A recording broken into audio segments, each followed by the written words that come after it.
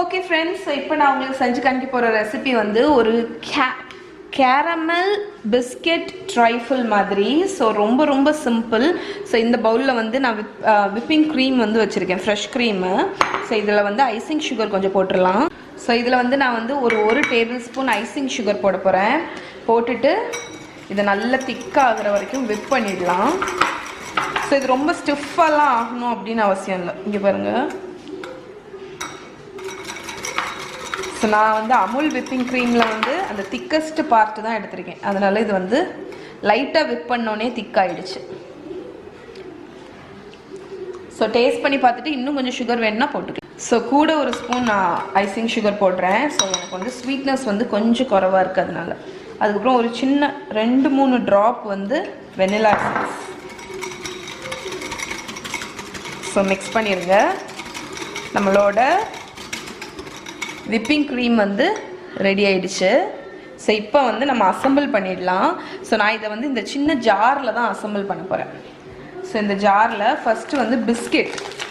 நீங்கள் வந்து பிஸ்கெட்டுக்கு பதில் கேக்கு கூட யூஸ் பண்ணிக்கலாம். எந்த பிஸ்கெட் உங்கள்கிட்ட இருக்கோ அதை பொடிச்சு அது ஒரு லேயர் போட்டுக்கோங்க. ஸோ ரொம்ப ஃபைனாலாம் பொடிக்கணும்னு இல்லை, ஜஸ்ட் ரஃப்பாக க்ரஷ் பண்ணால் போதும். ஓகே, ஸோ பிஸ்கெட் போட்டாச்சா? ஸோ பிஸ்கெட்டுக்கு அப்புறம் வந்து கேரமல் சாஸ் ஒரு லேயர். ஸோ நான் வந்து சால்டட் கேரமல் சாஸ் எப்படி பண்ணணுன்னு என்னோட இதில் ரெசிபி ஆல்ரெடி நான் ஷேர் பண்ணியிருக்கேன். அதுக்கப்புறம் சாப் பண்ண நட்ஸு, பொடிசாக சாப் பண்ண நட்ஸு, அது ஒரு ஸ்பூன்.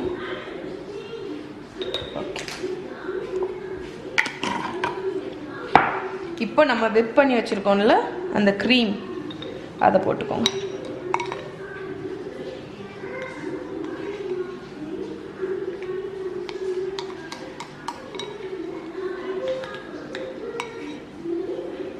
அவ்வளோதான்.